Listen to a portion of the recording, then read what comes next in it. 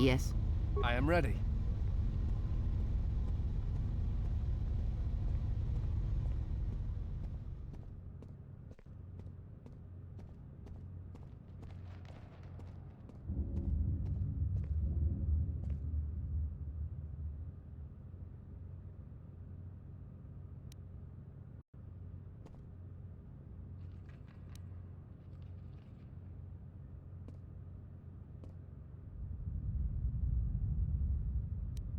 Yes.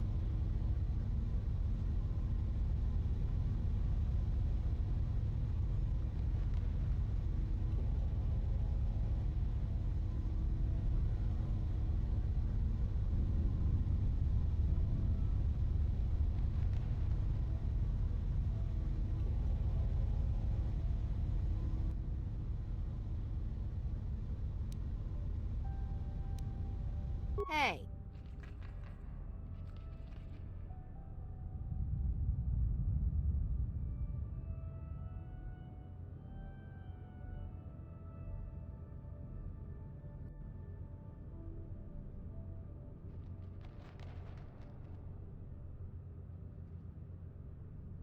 I have studied the holorecord of your trial.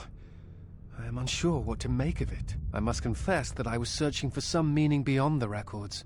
A reason for why one would leave the Order.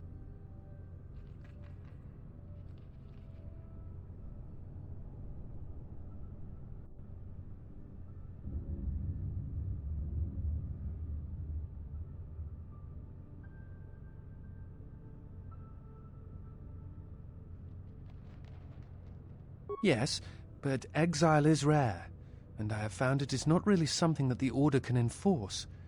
Believe it or not, it was really your choice.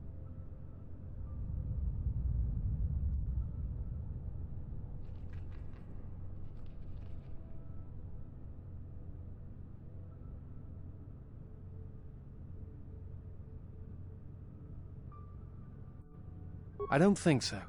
Perhaps some of them felt strongly about your sentence, but I think something else concerned them. Again, the choice to turn away was yours, not theirs.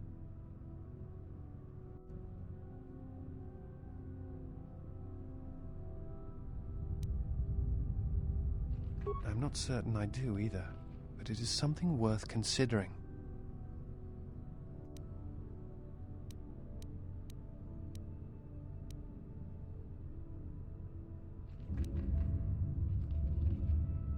Then I shall speak no more of it.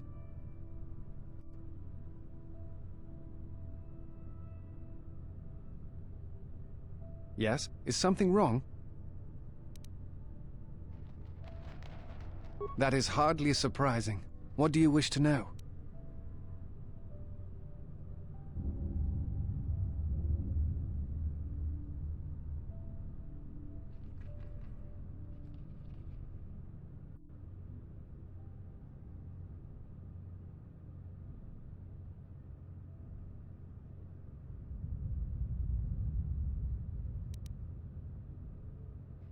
I do not know if you are aware of how fragile the Republic is at the moment.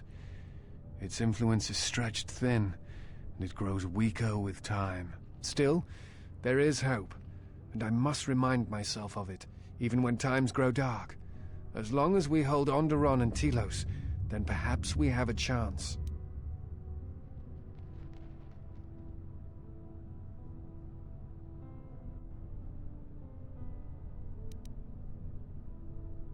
The Jedi Civil War brought much suffering to the galaxy, and the forces that Malak and Revan amassed against us seemed limitless. Many worlds were destroyed, trade routes disrupted, and the Republic fleet was almost decimated. While it is said that Revan and several Republic heroes and Jedi defeated Malak, in many ways Malak had already won.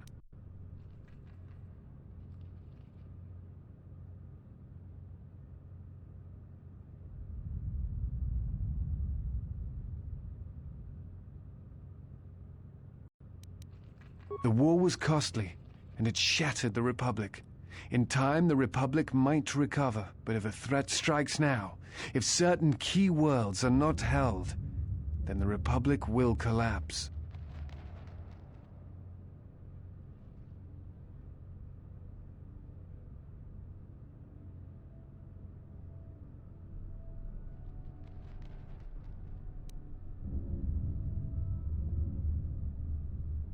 That is my thought. The Republic is not without its flaws, but it is preferable to anarchy. Without supply lines and a standing military, the chaos that would result would be greater than the Mandalorian Wars.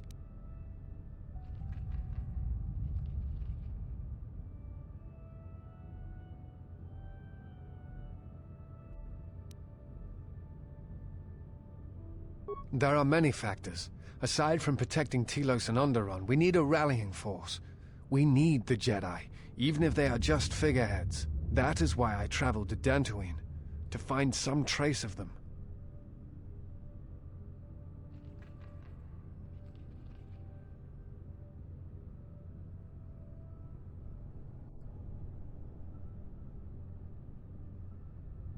The Jedi are a symbol.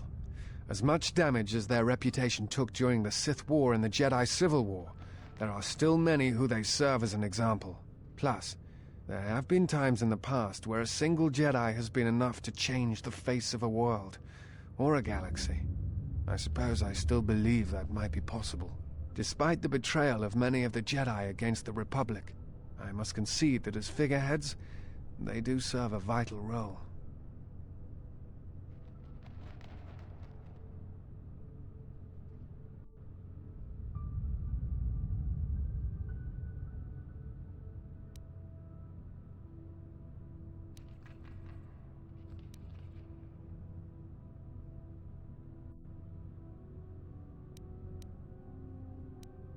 That is hardly surprising. What do you wish to know?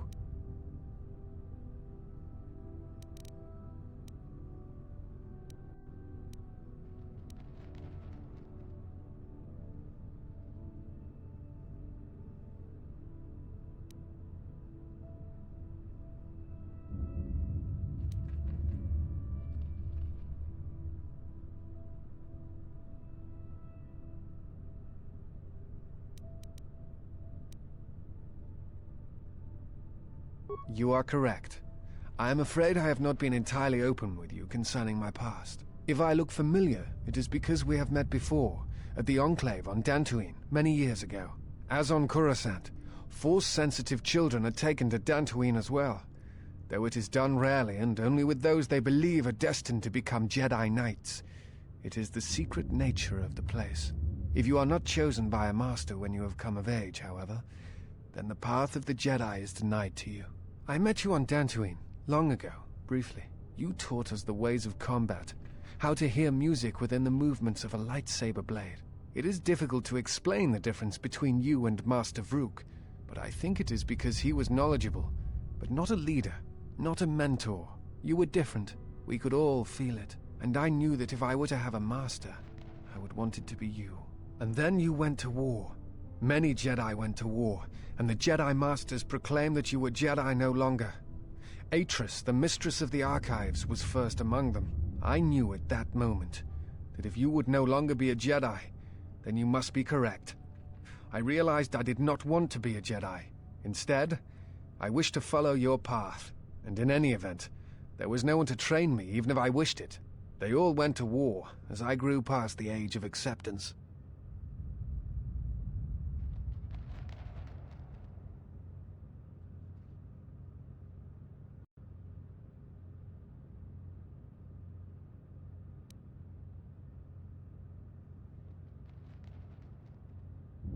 It is possible to forget the Force, you know. If you have not felt it strongly enough, then there is little to miss. But I never felt the Force as strongly as I did when I was with you. And so I decided to serve the Republic, study the Jedi teachings, gather them perhaps. It was important to me to understand the Jedi now that they were gone. I felt some part of you should be preserved, so that your lessons would not be lost.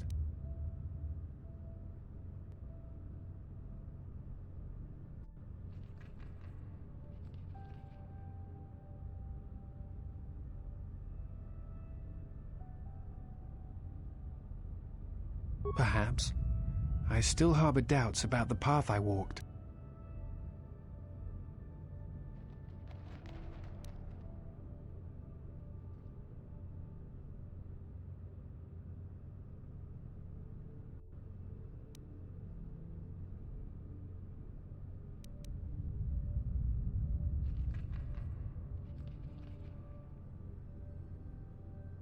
I am on a diplomatic mission.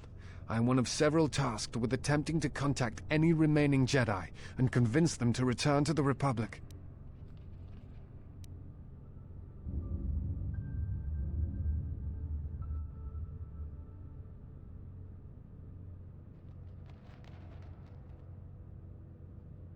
I know something of the Jedi. I have studied them for a good portion of my life, and now that they are gone, such studies are even more important.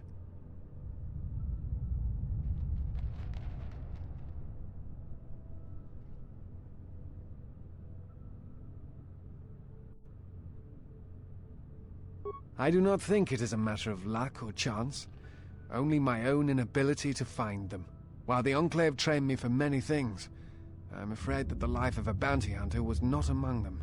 I suspect my turning away from the Force is also a hindrance in such cases. I imagine the Jedi would be easier to find if I still maintained my connections to the Force.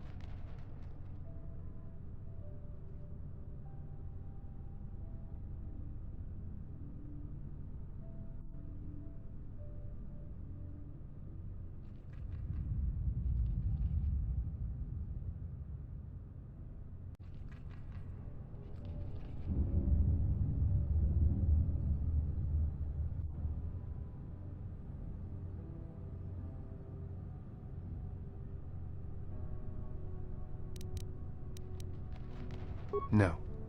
It is something of a mystery why they would exile themselves as they have. It is not the way of the Jedi to vanish in such a way, especially when the Republic is in need of them. I fear that there is something else at work, something that we cannot see. Then again, perhaps the Jedi are hiding simply because so many people hate them these days.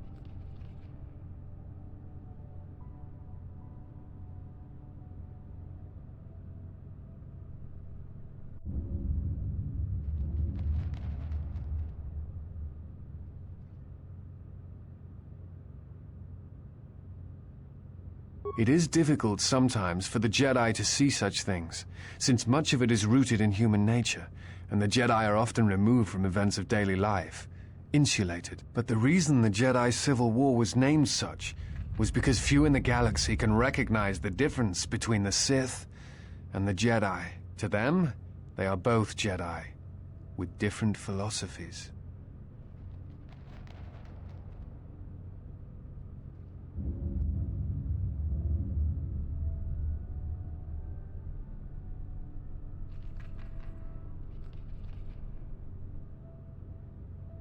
Not always. Jedi often fall. They cause much harm on Onderon, for example, in the name of peace and protection. Uleg Keldroma and Exile Kun, the two Dark Lords during the Sith War many decades ago, were once Jedi Knights, as were Revan and Malak. It is perhaps more amazing that some still trust Jedi after many have fallen and endangered the galaxy. It is also proof that a single Force wielder can change the face of the galaxy. And that is a frightening thing indeed.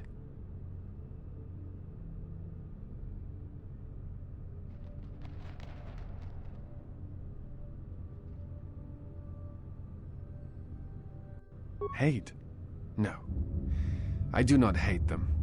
They only raise questions without answers. Jedi are not supposed to be like the rest of us.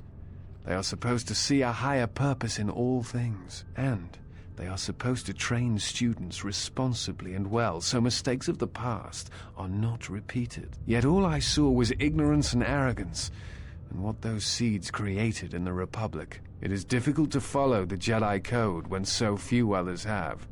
But you know this.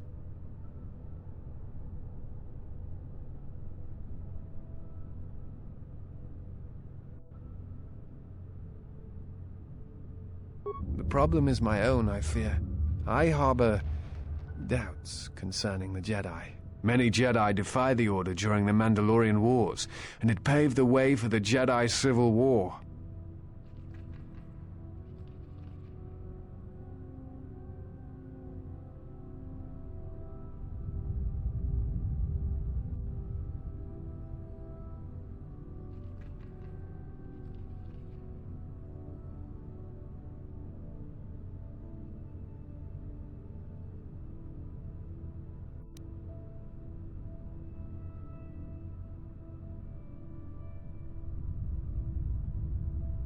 There is no blame. All must accept. But, at its core, one must wonder if it was the failure of the Jedi teachings or the teachers themselves. Many of the Jedi Council trained Exar Kun, Ulic, Revan, and Malak. How could they not see the danger they posed? And if they could not, perhaps there was some essential part of their teachings that was flawed. Something beyond the Jedi code that they were missing.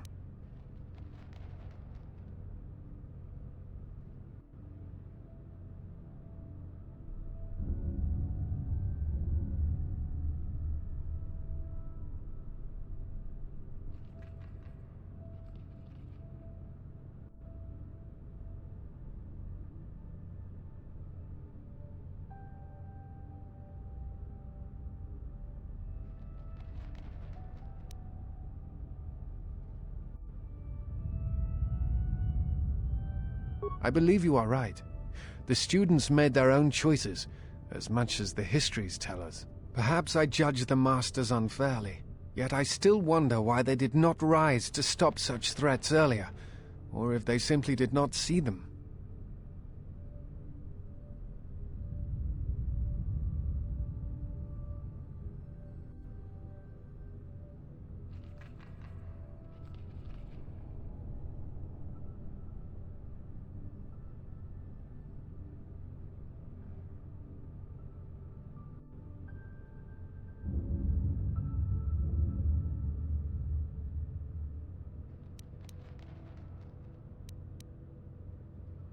That is a good point.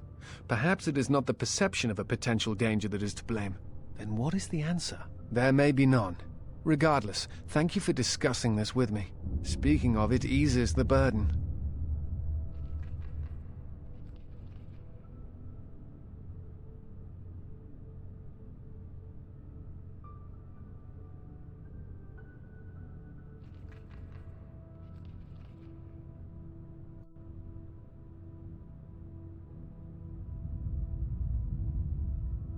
Again, I thank you.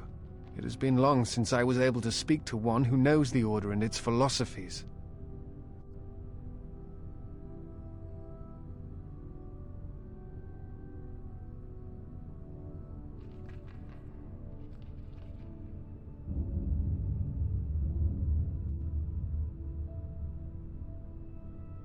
Master Arca taught Ulic. Master Baz was the one who saw what Exar Kun could become, but he took no steps to stop him. Master Jar taught Malak, and Revan had many masters, including Jar, Kay, and Dorak. And towards the end of the training, Revan sought out many other teachers to learn certain techniques. And it is said that he went to his first and final master to learn how to leave the Order entirely as she had. And such teachings and their teachers is why I harbor doubts. Why I wonder if something is missing from the Jedi Code.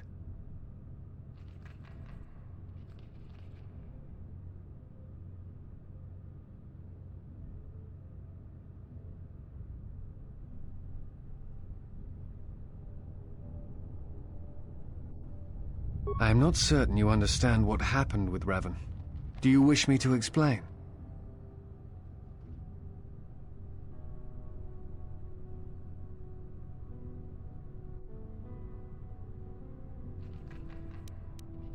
Revan was captured in the middle of the Jedi Civil War, due in no small part to her apprentice Malak, who turned on her. Revan was brought before the Jedi Council and put on trial.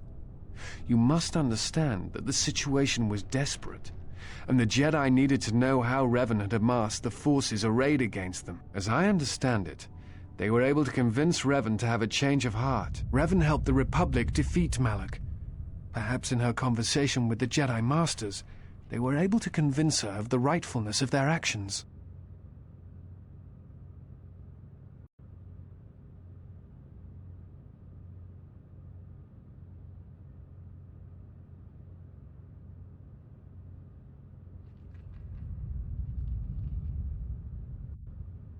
Revan had many masters.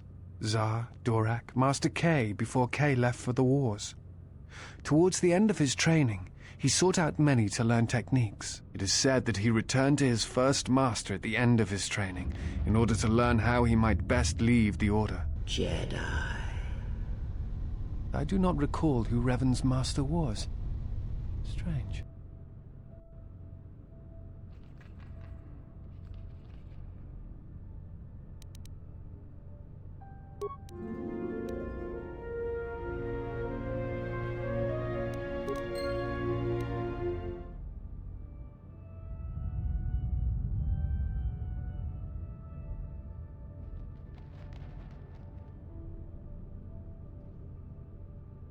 Something you need of me?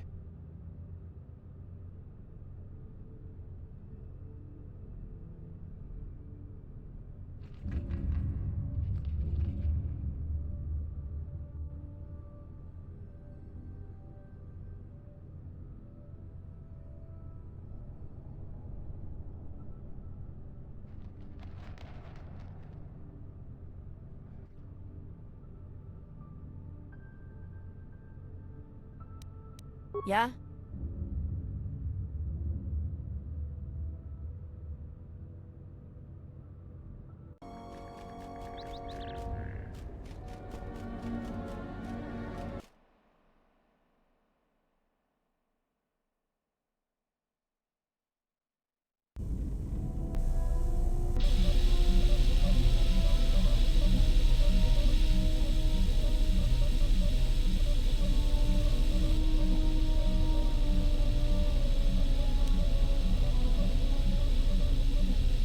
The more worlds we travel to, the more questions I have. It's not just the hardships of the people, but something more.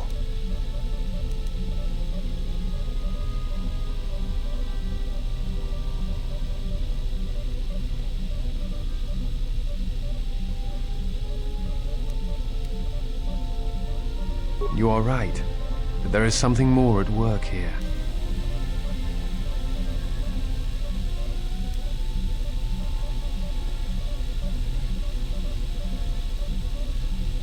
Yes. These dead worlds, they have a pattern to them. They were all touched by the Mandalorian Wars and the Jedi Civil War. But sometimes, well, I feel as if they are all connected in some other way. The attacks on KotOR, Telos itself, the decay on Dantooine. Something is wrong with life. The connections have been damaged, sickened. Sometimes I feel like I almost understand and then it just slips away. So close.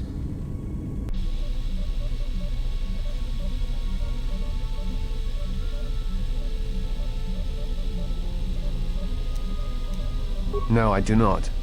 I do think there is some greater plan at work here.